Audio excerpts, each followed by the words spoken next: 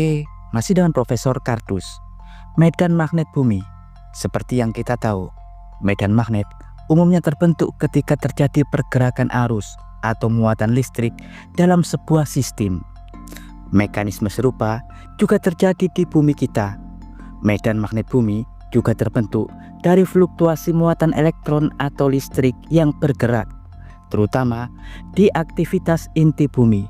Diketahui proses terciptanya medan magnet bumi melalui 3 tahap terbentuknya, yakni arus konveksi, kemudian terciptanya arus listrik, barulah kemudian kelahiran medan magnet. Ya, asal Anda tahu, proses penciptaan arus konveksi di inti bumi terjadi atau terbentuk karena perilaku Fermi atau ferronikel atau besi cair dan nikel super panas yang merupakan penyusun utama inti bumi. Fermi atau besi dan nikel super panas pada inti mencair karena proses pemanasan radioaktif yang dihasilkan oleh peluruhan berbagai macam unsur radioaktif utama inti bumi, hingga menciptakan diferensiasi kimia di mana material padat seperti besi kemudian tenggelam dalam arus konveksi, dan material yang densitasnya rendah seperti halnya magma akan mengapung di luar inti dan menjadi kerak bumi. Aktivitas fluktuasi Fermi besi nikel dalam arus konveksi menghasilkan turbulensi, di mana pergerakannya dalam arus konveksi akan menciptakan listrik, di mana listrik yang terus bergerak selanjutnya akan menghasilkan medan magnet bumi dipol atau dengan 2 kutub, yakni utara dan selatan. Medan magnet bumi adalah pelindung alami bumi dari berbagai emisi energi tinggi luar angkasa, seperti halnya angin matahari, paparan sinar kosmik, lontaran plasma korona matahari, dan sebagainya. Namun, tahukah Anda, keadaan medan magnet bumi dalam sistem diketahui tidak merata, karena ada sebuah wilayah di bumi yang keadaan medan magnetnya tampak berlubang atau membentuk lekukan jauh lebih lemah daripada wilayah medan magnet lainnya. Fenomena tidak biasa ini disebut sebagai South Atlantic Anomaly atau anomali Atlantik Selatan. Seperti namanya, wilayah yang terdampak anomali ini di sekitaran Samudra Atlantik bagian selatan hingga ke wilayah Amerika Selatan seperti halnya Brasil dan Argentina. Ya, anomali Atlantik Selatan merupakan wilayah di mana area sabuk radiasi Van Allen atau zona di mana partikel-partikel bermuatan energi dari matahari kemudian tertangkap dan ditahan di sekitar planet. Namun, pada wilayah tersebut sabuk radiasi Van Allen sangatlah tipis atau cekung, tampak berlubang, bahkan menurun hingga ketinggian 200 km dari permukaan bumi. Tipisnya zona ini sangat berdampak pada satelit-satelit yang mengorbit melintasinya. Di wilayah ini, tingkat radiasi kosmik dan pengion yang memapar satelit sangatlah besar, yang bisa berdampak pada kegagalan sistem elektronifikasi dan navigasi.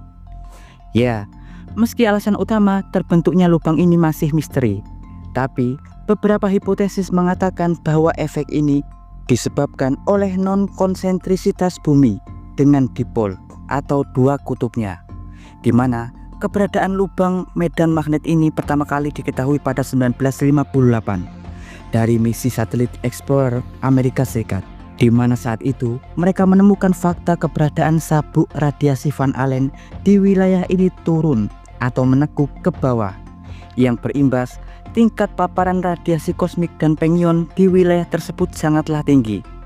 Meski keadaan ini masih menjadi misteri hingga kini, tapi diketahui pada tahun 2024 kemarin, tim ilmuwan NASA yang bekerja di Goddard, Maryland, Amerika Serikat, mereka menemukan fakta baru dari banyak data satelit seperti halnya SWAM, Uni Eropa, dan CubeSat. Di sini mereka melacak dan menganalisis bagaimana lubang itu dapat berkembang dan terbentuk.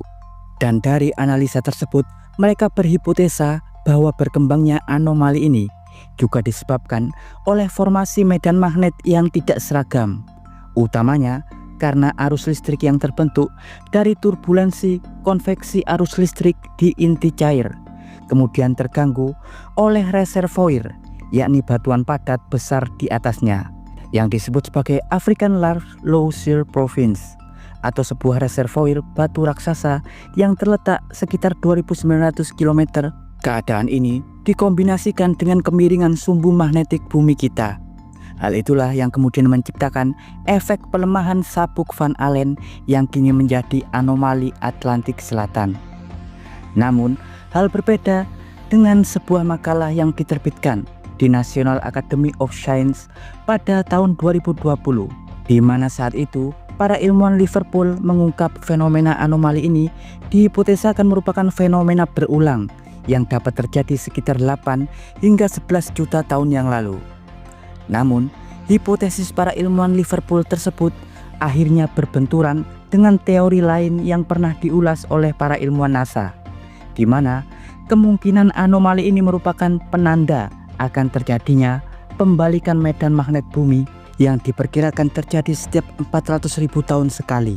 Hal ini diketahui hampir sama dengan fenomena pembalikan medan magnet matahari yang terjadi tiap 13 tahun sekali, yang umumnya ditandai oleh kemunculan bintik-bintik matahari. Dalam konten sebelumnya, Profesor Cardus telah mengulas fakta bagaimana terbentuknya fenomena pembalikan medan magnet matahari. Untuk lebih jelasnya, link konten tersebut akan Profesor Cardus sisipkan di deskripsi. Yang artinya, saat ini sebenarnya fenomena lubang Van Allen atau anomali Atlantik Selatan memang belum benar-benar dipahami sepenuhnya. Apa penyebabnya? Yang tentunya akan terus menjadi misteri yang akan membuat para ilmuwan akan terus berambisi untuk menemukan jawabannya.